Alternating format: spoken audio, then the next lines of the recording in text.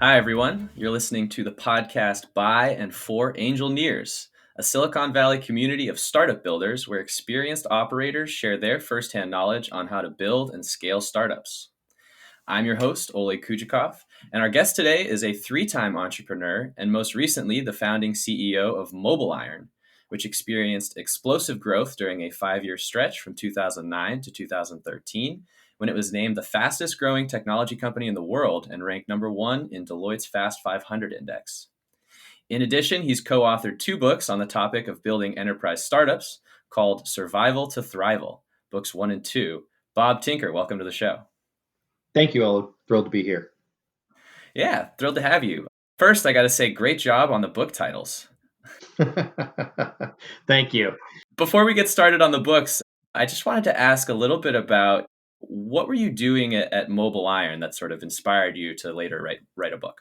Yeah, so my background is I'm a multi-time entrepreneur, sort of 3 times. The first one failed. The second one did pretty well. The third one was MobileIron, which we ended up taking public. But like many things, sort of inspiration is born from frustration.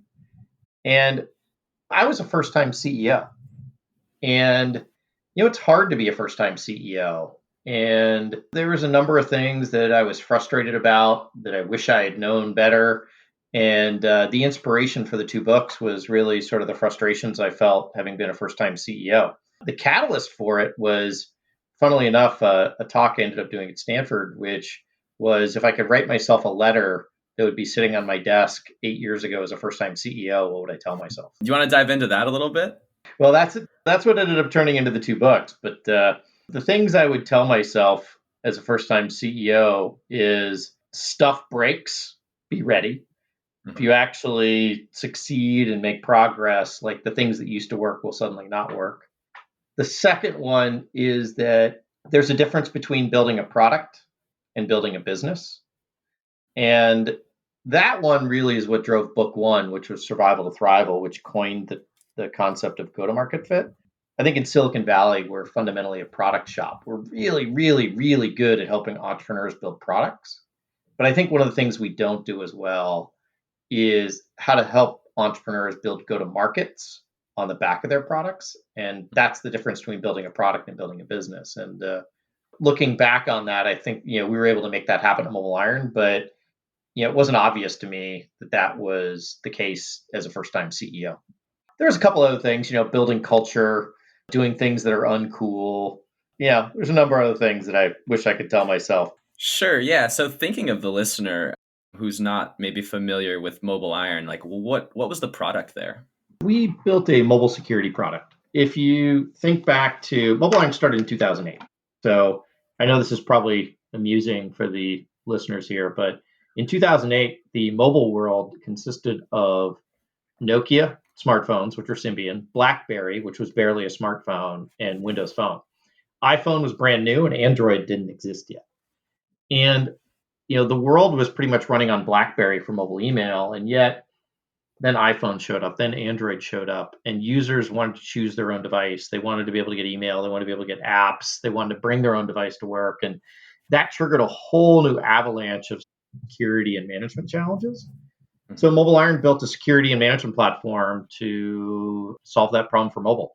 And if you think back to the wave of smartphones that crashed into the enterprise over the next 5 years, that turned out to be a pretty good idea. Okay, so it sounds like you got a wealth of experience working at MobileIron. What inspired you to write a book? One of the things when you're a first-time CEO is you need help. And there were a lot of people who helped me on my journey that I was able to call and ask questions. Like if I was struggling with something, I could get their advice. Or frankly, they would just, sort of give me that hard feedback or help me understand what's next.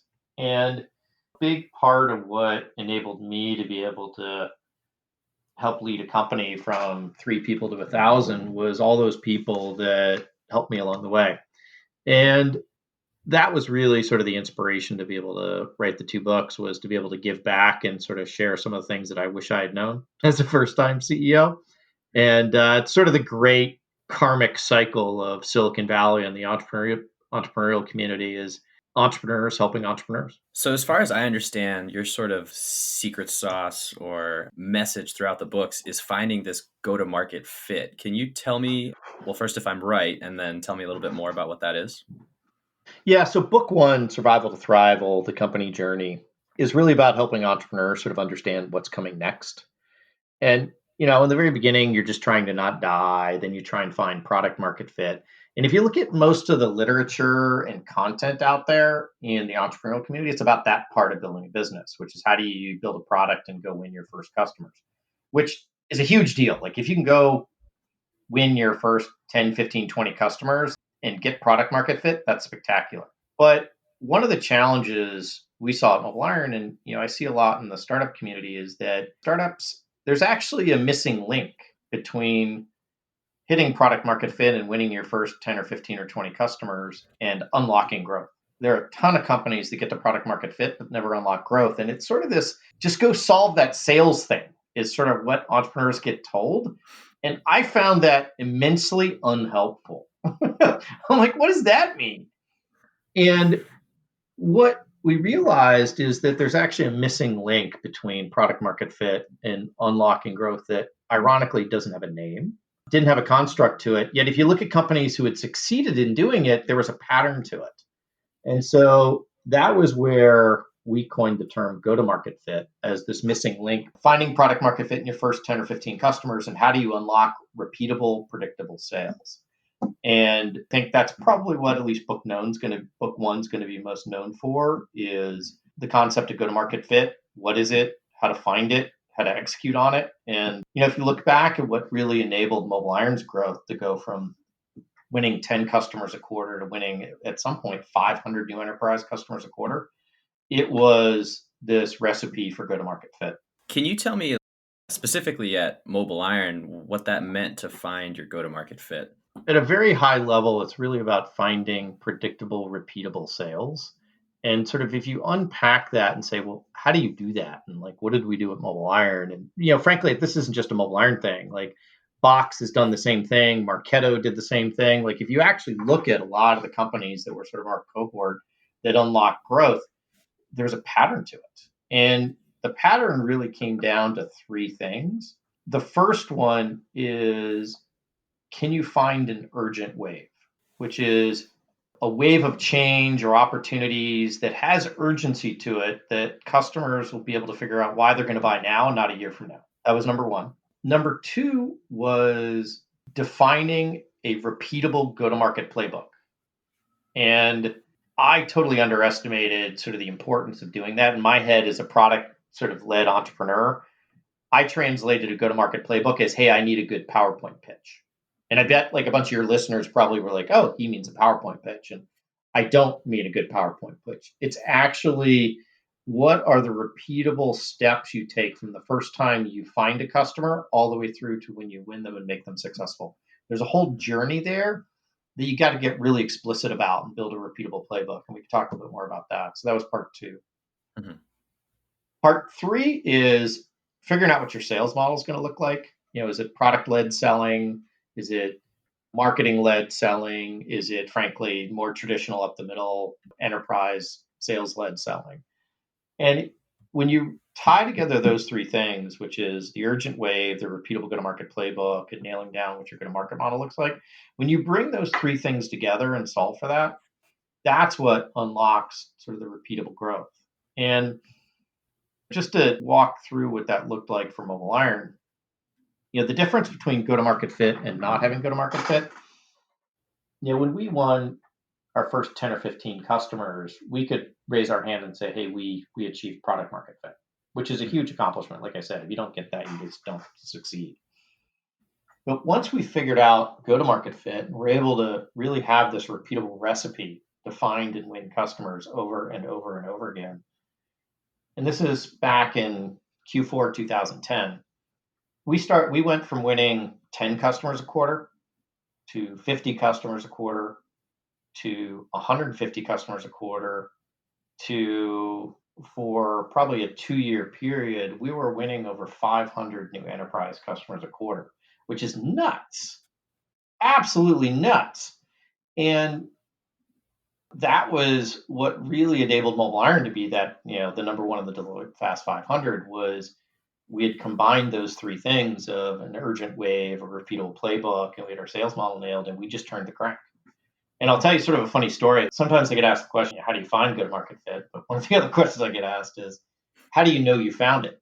Is there a special metric you can look for? And, there are metrics you can look for. You see pipeline grow, you see conversions increase. But I will tell you, when you find it, you know it. Hmm.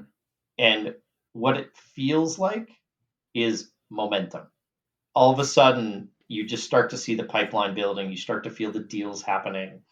And for me, there's at one point my head of sales, a guy named John Donnelly at the time, came into my office and basically said, "Hey, Bob, you can take up my quota as high as you want if you will let me hire as many people as I can, because I cannot get to all the deals I see." May all the entrepreneurs out there have that same conversation with their head of sales someday. Yeah, I'm sure there's a lot of jealous entrepreneurs. Yeah, that was when I realized we had figured it out. And there's sort of a good analogy, which is maybe like surfing. I realize that's a little bit of a California centric analogy, but if you think about surfing, you're out there paddling around in the water and it's a lot of work, right? You're expending a lot of energy, and you see another surfer off on a surfboard catch a wave and ride, and you're like, how'd that guy do that? Well, there's a good analogy for surfing. You got to paddle out, you got to do some work, you got to find it, but then you got to look for that wave. And the wave comes and you have to paddle to sort of catch it. And so, there's an urgent wave as part one. Getting your playbook right means you sort of catch the wave and you can turn the crank and capitalize on that wave. And all of a sudden you start to pick up momentum. And then having your go to market model nailed down is really making sure that you've got the unit economics associated with that, catching that wave, be able to turn into a good business. And the same way in surfing, that you pick up momentum when you catch the wave just right, you've got the right board and you're paddling at the right speed. Sort of the same thing with go to market fit and being able to unlock growth. I'm not sure I totally understand the urgency component. Can you break that down a little bit more? Yeah, this is actually often as a startup, right? You've got a product idea, you've got founder-led selling. As a founder, you were able to convince 10 or 15 customers to give you money and use your product. And that's a huge deal. But one of the biggest challenges as a startup is, when you go talk to a customer, like, why are they going to buy now versus a year from now? And if there's not a clear answer to that question, leads are going to be slow, conversions are going to be slow, sales is going to be slow. It's going to be a grind. If you can find an urgent problem or an urgent pain that triggers the customer to shift from I'm going to buy a year from now to I'm going to buy in the next 90 days, that is a huge driver of growth.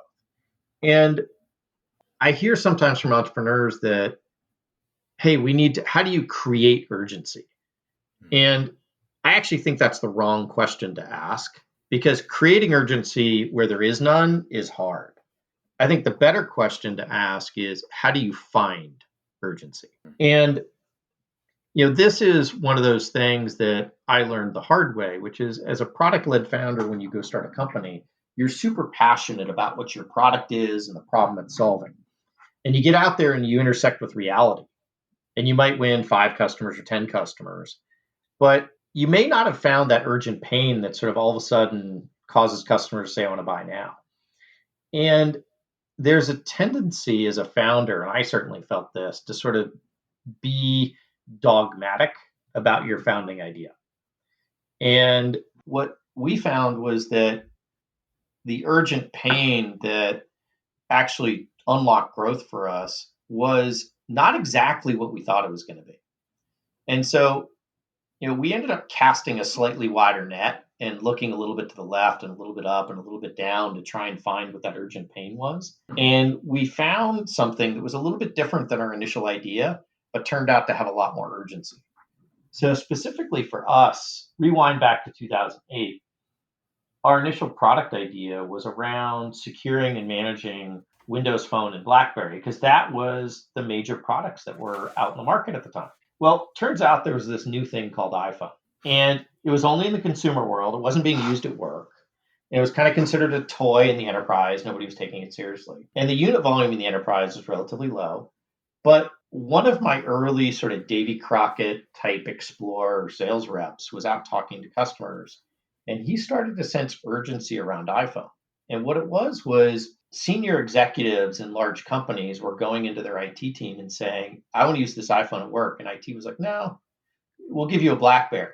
And the CEO was like, no, figure out how to let me use iPhone or you're fired. And as you can imagine, that created a level of urgency in the mind of the IT team. And if we hadn't, and it was sort of controversial for us internally because it felt a little bit like we were betraying our initial founding idea by doing a minor pivot to go focus on iPhone. In retrospect, it seemed really obvious, but at the time, it felt kind of like founder heresy to be able to look a little bit to the left or look a little bit right or look a little bit down to try and find a problem that had more urgency to it. And I think that was sort of the core lesson for me is that, it's true you want to focus on your founding idea and do that, but you don't want to be so dogmatic about it that you miss what might be a more urgent problem that maybe just next door. And so, the lesson for me was sort of cast a slightly wider net to find that pain that has urgency to it. Well, then the question becomes, all right, once you find that pain, how do you repeatedly capitalize on it? And that was sort of the next step for us in terms of finding go-to-market fit. Thanks for explaining that. I think I get it a lot better now, where in your metaphor, the surfer is kind of like you as a company, even your surfboard, that's your product or whatever. Yeah, exactly. And you're out paddling around in the ocean trying to catch a wave. And, there's little waves and there's big waves. Right. And the iPhone was a big wave for you guys. Exactly. And it had urgency to it. Like it triggered, because one of the hardest things about being a startup is you walk into a company and say, hey, buy our product. And put yourself in the position of like one of your first 10 customers, right? They're going to have to go to their boss and be like, hey, I want to write a check to this company called Mobile Iron. They're like, oh, how big are they? Oh, they're 25 people. Oh, well, how many customers do they have? Oh, we're going to be one of the first 5. And that takes a lot of courage for your customer to go to their boss and say, I want to go buy an unproven product from an unproven company. Like that's a big deal. And so you have to both have a better product that solves a real problem, but it has to be a problem with enough urgency that enables your customer to advocate to go take a risk on buying from a startup. Yeah, and I think how you said enough urgency there is really key because, when you're selling like mobile security or security in general, it's like always kind of an urgent issue, but because it's always an urgent issue, it's almost not urgent. But honing in on like iPhone security, this is new, this could blow up. I think that's obviously a strategy that worked for you guys. Yeah, and I think the other piece there is just you go start a company with an initial founding idea. And so the lesson for me was cast a slightly wider net because the thing that could trigger the urgency to help you unlock growth may not be exactly what you thought it was. So make sure you go listen to customers and watch what's going on. How we found it was our first 2 sales reps who were out running around trying to find deals would just naturally ask customers, what are some of the other things bugging you right now? Like that's a really powerful question to just ask your early prospects, hey, we're here to talk to you about X. But while you're talking to them, just ask them, hey, is there anything else going on sort of around this area that's really you're struggling with? And you'll be surprised what they tell you. Sometimes like that could be that magic clue that points you to something that maybe just a little bit off your initial idea, but has way more urgency. Got it. So I think I get the urgency portion of this, but there's 2 more parts. What should we talk about next? Yeah, let's talk about the figuring out your sales model and then maybe talk about the go-to-market playbook. And the go-to-market playbook on this one is interestingly what sounds the simplest but the hardest. So let's maybe finish on that one. Let's take as part 2 this how do you figure out your sales model? All right. That's the question. Yeah. How do you figure out your sales model? So I found this horrendously confusing as a first-time CEO. It was like, okay, you have the venture capital investors saying, do product-led selling, have your product sell itself, like a Twilio or Atlassian. And that way you don't have to have any salespeople. And look, that's great. And it's awesome if you can figure that out. But the reality is there are always certain go-to-market models that are kind of fads or sort of in vogue at any particular time. And as an entrepreneur, like there is no one right go-to-market model for everybody. there's only what's right for you and your product and your customer. So as you figure out what your go to market model is, there is no one right answer. There's just what's the right answer for you. And you could sort of picture this spectrum or like a slider of go to market models. On the far left is sales led go to market, where you have salespeople calling on customers, like traditional up the middle, like enterprise selling. Like that's on the far left. So picture the slider, then you slide a little bit to the right, and in the middle, you have marketing led selling, where you probably do online demand gen, you drive prospects to online trials and evaluations. And then you have an inside sales team that sort of picks it up and takes it the rest of the way to close the deal and enable the customer. That's like marketing led selling. You sort of think about like a Marketo, or a lot of classic enterprise, modern enterprise selling looks like that. And then on the far right of the go to market spectrum, you have product led selling, which is the product sells itself. You don't really have any salespeople. Think about like sort of a Twilio or an Atlassian. And I found it super confusing for how do you figure out where you should be on that? It's like, oh, if you have big ticket size, you have to be this. If you have small, this. If you're high velocity, that. And it was like, it sort of felt like there was this sort of like this random set of things that were driving this choice. And I found it super confusing and hard to try multiple things at once. So for me, like if you unpack this, the thing I learned is that on the far left, you've got sales led, which is you hire a bunch of salespeople and sell the traditional way. In the middle, you have marketing led selling, where marketing does the front end with automation, the back end is sales, and you have product led selling. So the thing that realized is you can actually distill it down to one question, which is how does your customer decide to buy? It's not the physics of how they buy, but how does a customer make the cognitive decision to buy your product? That is the biggest driver of your go-to-market model. And I'll sort of talk through that. So if your buyer and decider are the same person and you can reach them with digital marketing and your product is relatively well understood, you can do product-led selling like in Atlassian or Twilio. Like the buyer and decider are the same person. So the cognitive decision process is you have to be able to reach them. They have to know what your product is, and they just decide. If you're doing marketing-led selling, it's usually like the buyer and decider are like two people. Like it's like the VP of marketing and the CEO. Like if you look at Marketo, the marketing automation system, like the VP of marketing would be like, I want to buy Marketo, and the CEO would say, okay, right? It was sort of like that was sort of the sales process. And if you looked at MobileIron, for instance, we actually did sales led. And it was because effectively the cognitive process for our customers to make a decision was a committee decision. We were selling large deals in enterprises, and it involved the mobile team, the IT team, the security team, and often the CIO. So the thing I learned was if you watch, as you're winning your 10 or 15 or 20 first deals, you're so focused sometimes on just trying to close the deals. My advice would be to also pay attention and watch how your customers actually made the decision to buy, how they made the decision to buy. Like watch the cognitive process. Like if you think about how you as a person make a decision to buy, you come up with a need, you do a little bit of research, you do some learning, and then you make a decision, right? Companies go through that same process. So pay attention to how your customers decide to buy. And that will likely steer you to where on this go-to-market spectrum you want to land. It also could clue you into whether you have a good business or a bad business. And I'll give you an example of that, which is that let's say you have a product that has a relatively low ticket size, like 10 or 20,000 ARR, but it's a committee decision inside the customer, right? On one hand, you've got the cognitive process for your customers decide to buy would lead you towards a sales-led go-to-market model. Yet, wait a minute, your ticket size is really small, so you can't afford a heavyweight sales motion. Like that's a problem. Like that actually may mean you don't have a good business. So being able to understand how your customers decide to buy, matching your go-to-market model to that, and then making sure that works for your economics is part two. I guess the next logical question is, how do you do that? Is it with questions? How would you guys do it at MobileIron? When you're winning your first 10, 15, 20 customers, you're just like out in the forest trying to chop down trees, right? You're just trying to go win deals. But for us, one of the things we realized in sort of watching how our customers decided to buy, we realized that there were multiple people involved. Like I said, it ended up being sort of a committee decision inside customers. So we realized that we just had to have sort of a heavier weight up the middle enterprise sales model. And the good news is that the deal sizes and the lifetime value of our customers was big enough that we could afford to do that. So that's how we decided to do it at Mobile Iron.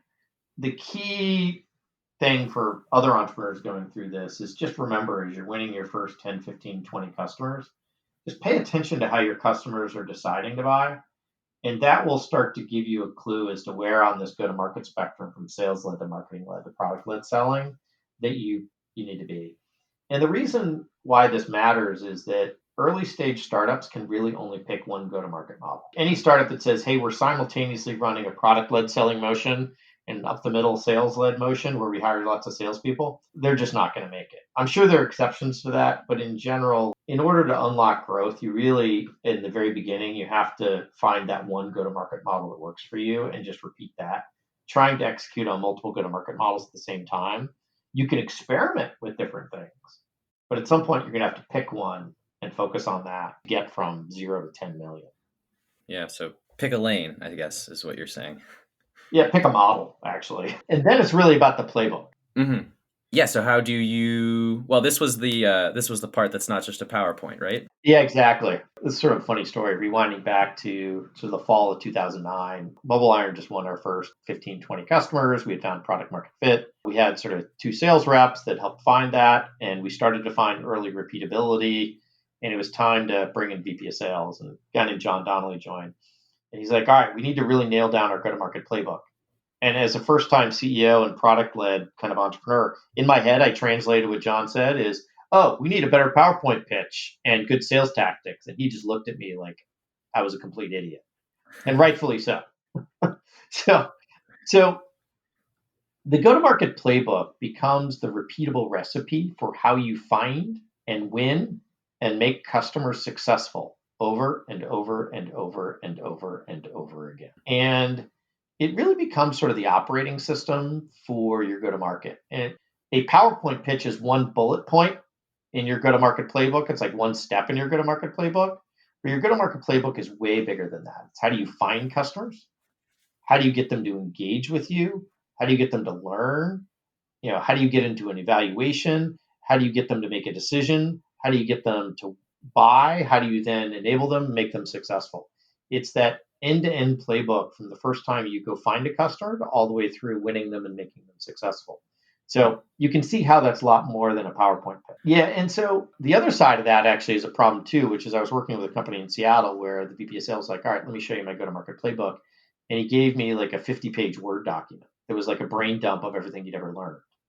And that's not a go-to-market playbook either. The go-to-market playbook really fits on sort of 1, maybe 2 slides. And let me sort of paint what it looks like, which is that across the top, you have the customer journey. It's 4, 5, 6, 7 steps, which is sort of from the first time you can find a customer all the way through winning them, making them successful. This is not like the Salesforce forecasting stages. This is not a Salesforce forecast exercise. This is really about the physics of the customer journey through their eyes. And then underneath each one of those stages, you have what does your company do or say at each one of those stages?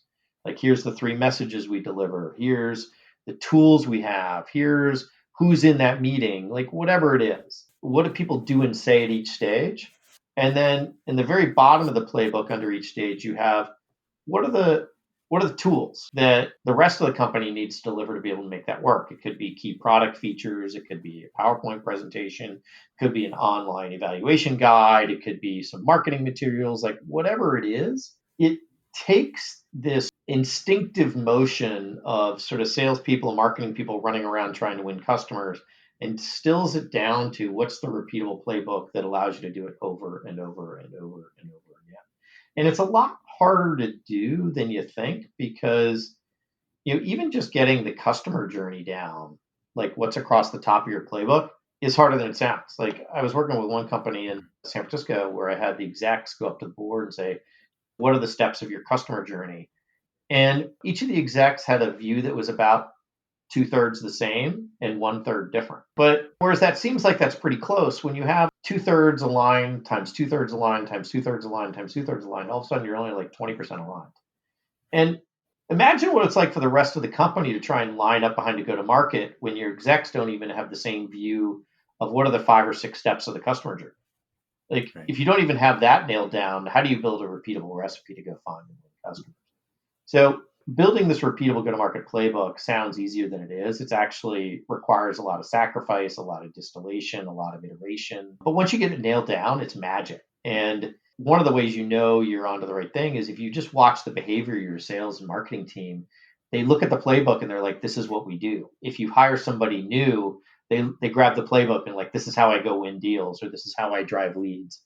And it doesn't mean it's monolithic because it evolves over time. There's experimentation, there's things you add, there's things you change. But being able to distill down sort of this intuitive go to market motion that founders use to go win your first 20 deals, to be able to have a repeatable go to market motion that sales reps and marketing people can go do, is sort of this big leap from product market fit to go to market fit.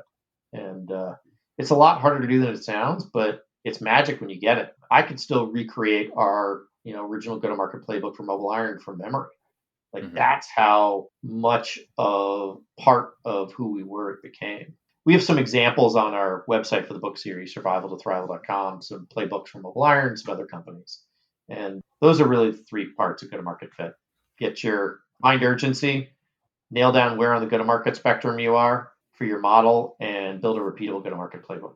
Interesting. So it's like the strategies around the customer journey. Yeah. One of the mistakes is often when people think about building a go-to-market playbook, they sort of default to like the 7 forecasting stages that show up in Salesforce.com. That's not the same thing. Like, this is not a forecasting exercise. Like, it's not who's in discovery, who's in negotiation, who's in contracting. Like, that's like how your sales team's spending their time. That's not looking at it through the eyes of the customer and the physics of the customer journey. Just getting physics of your customer journey nailed down, and then what are the repeatable steps you do at each stage. That's how you build a repeatable go-to-market to unlock growth. And it works for sales-led go-to-market, it works for marketing-led go-to-market, and it works for product-led go-to-market. Because the whole point about unlocking growth is how do you go from sort of this founder-led selling model to repeatable, predictable sales that can scale without the founder. And one of the unfortunate things that I often see is that founders can't find go-to-market fit, because founders can get meetings and say things and do things that normal salespeople and marketing people can't do. Like, the success of a founder in winning companies is not necessarily repeatable when it comes to winning other customers.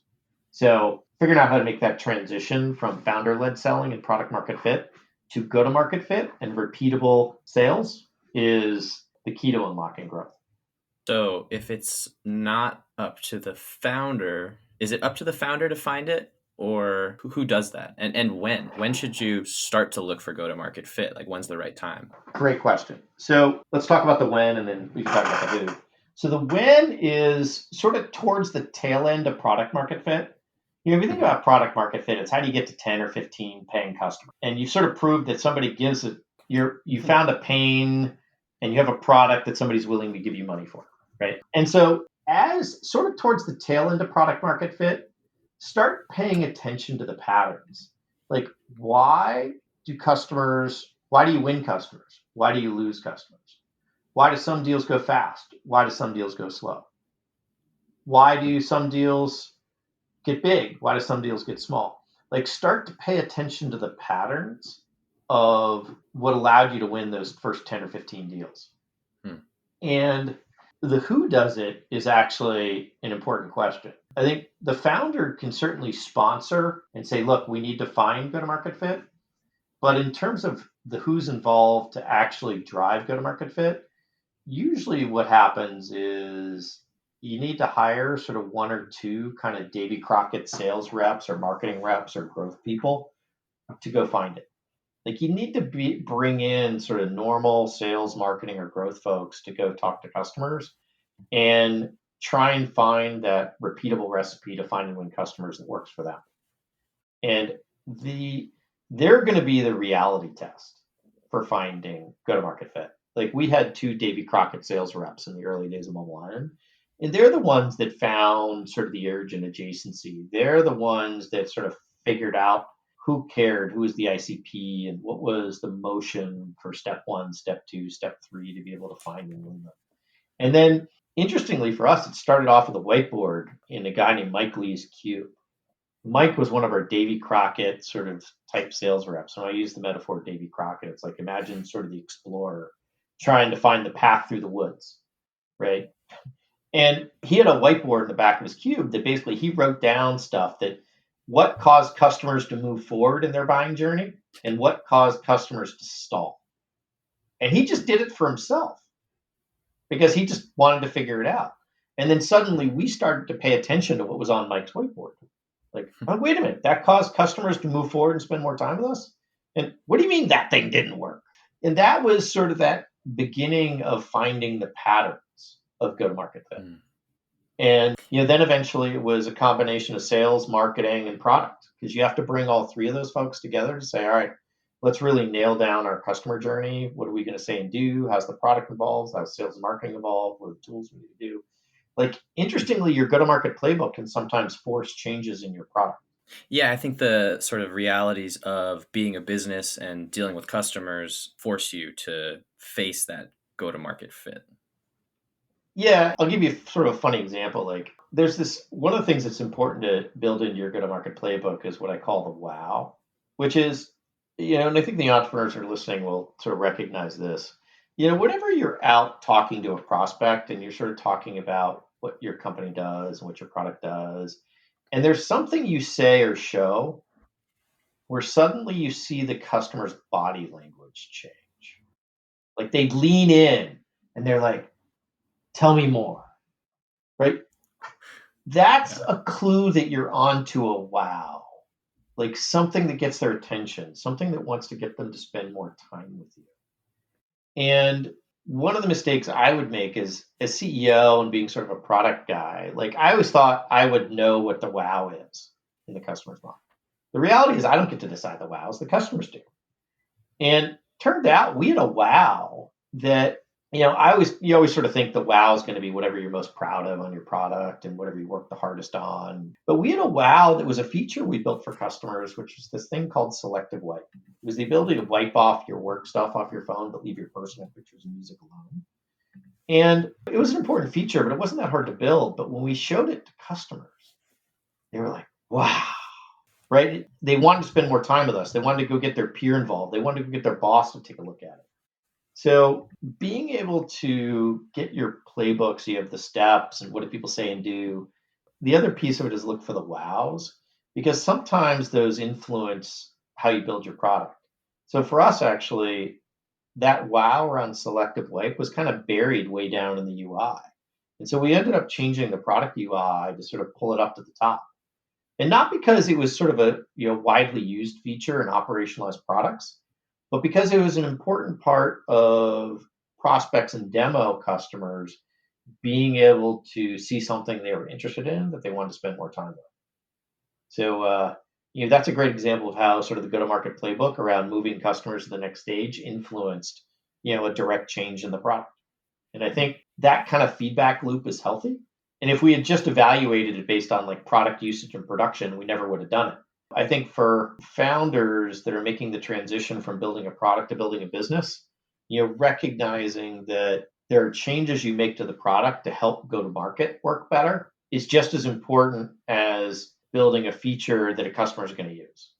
Because if your go to market doesn't work, you're not going to have that many customers. So you've mentioned you need this Davy Crockett type sales role to help find the go-to-market fit. I'm wondering, as you grow in your go-to-market journey and finding your go-to-market fit, do the sales roles stay the same or do they also change? Great question. So, if you look at the very beginning, it's like founder-led selling. And then from there, typically what happens is, you bring in one or two Davy Crockett type sales reps or somebody that kind of does that same thing on the marketing and demand gen side, or somebody that does that on building the product-led sales process, whatever it is. But you bring in sort of those find the path through the wood types. And then once you start to get a sense for what that path through the woods look like and you start to get a sense for what the go-to-market playbook looks like, that's when you want to bring in a VP of sales. One of the mistakes that sometimes happens is that, particularly for product-led founders, is when it's time to go start figuring out sales and growth, the message is go hire a VP of sales. And personally, I actually think that's the wrong thing to do. First of all, because no grade A VP of sales is going to be the first salesperson in the building. They're just not. And the second thing is really good VPs of sales are more like Braveheart or Joan of Arc. They're like battlefield commanders that can polish up the battle plan and hire the troops and run down the path and go take on the enemy. Really good VPs of sales are typically not the Davy Crockett's that sort of find the path through the woods.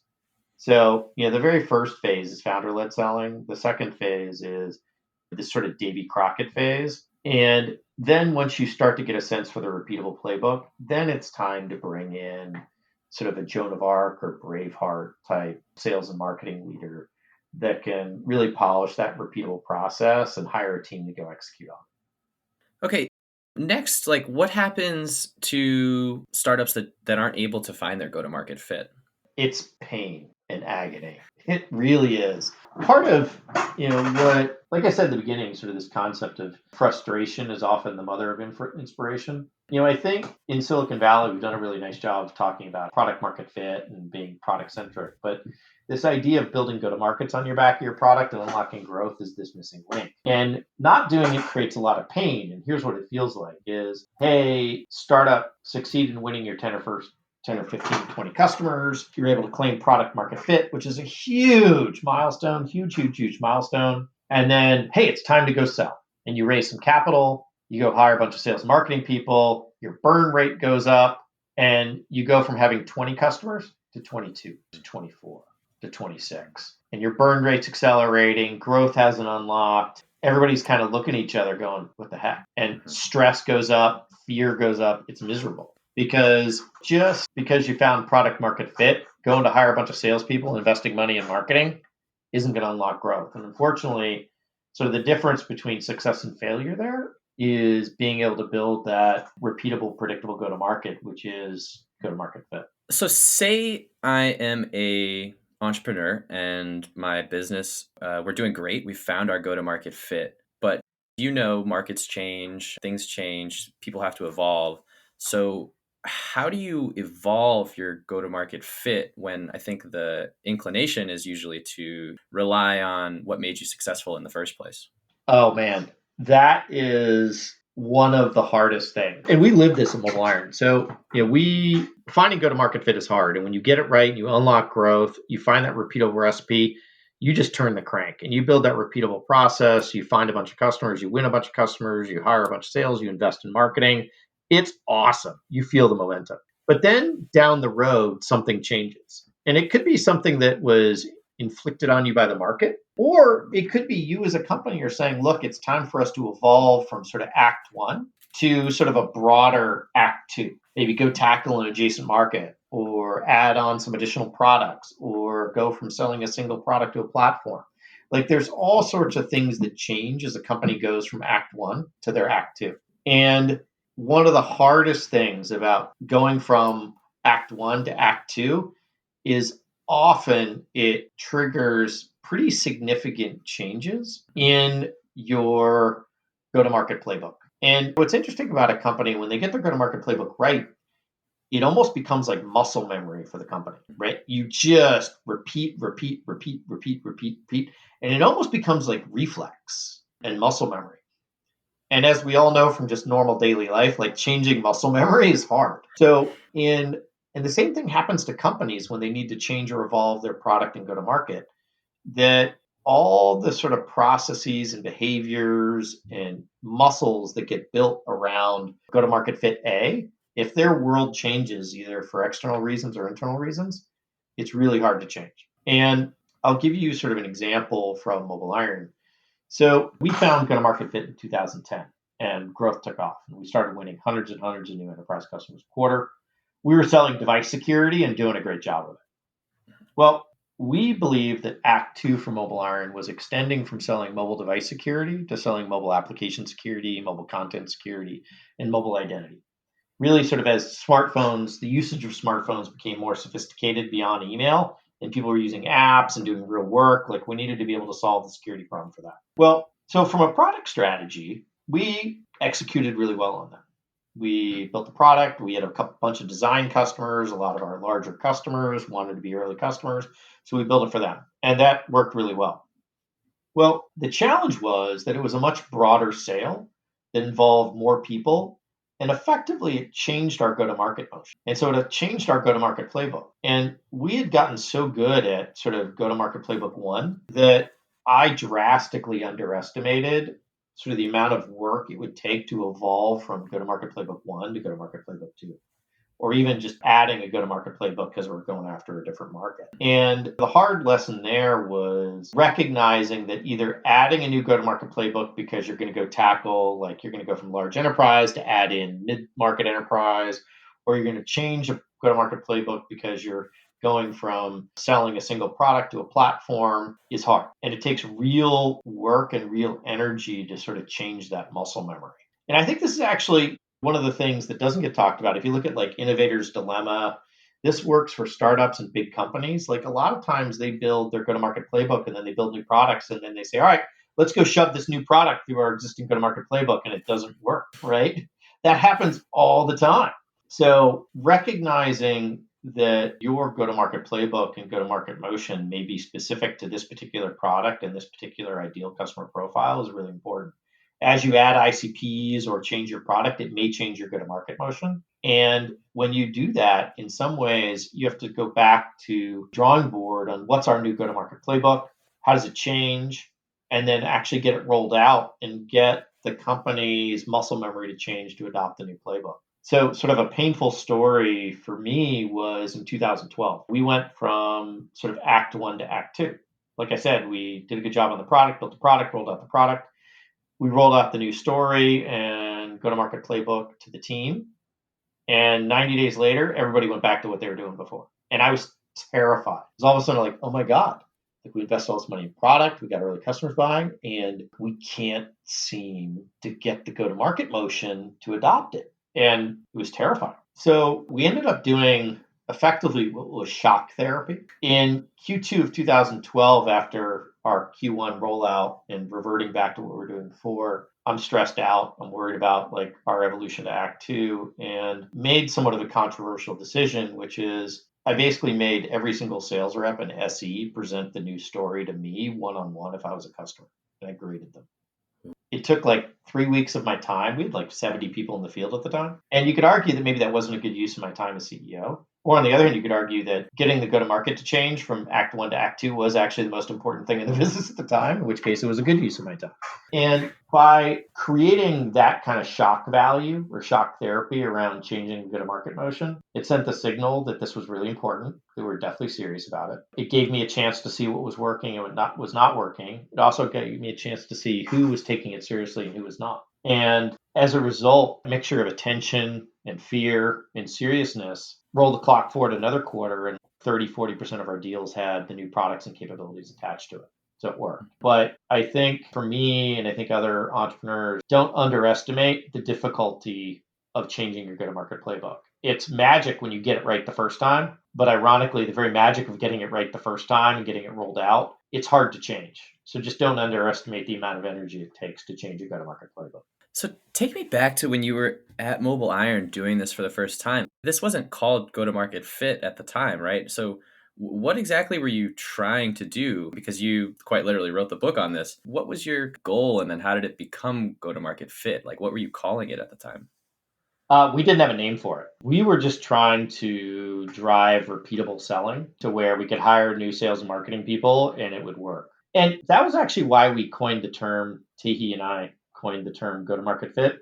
You know how when something doesn't have a name, it doesn't have an identity, and therefore it's hard to talk about? Like it's just sort of the way human brains work. Unless you can like have words for it, you can't conceptualize it. So what I realized was like there was this missing link that was just go figure out that sales and growth stuff. And as a first-time CEO, I found that incredibly frustrating. And that was what was the inspiration to come up with a way to talk about this missing link and what we ended up calling go-to-market fit. And what was cool about it is as we started to look at this, and I went to go talk to other entrepreneurs like Aaron Levy at Bach or Phil Fernandez at Marketo, like we all had sort of similar frustrations in building these repeatable go-to-markets. We all had similar frustrations in there wasn't a common way to talk about it. And we all had similar experiences about once we got it right, like what were the key components? The words were different, the terms were different, some of the business choices were different, but sort of at a very high level, sort of this combination of urgency, the right sales model, and a repeatable playbook is remarkably common across all the B2B software companies that actually figure out how to unlock growth. But the weird part is it didn't have a name. It was just this go figure out sales and marketing. And that was frustrating.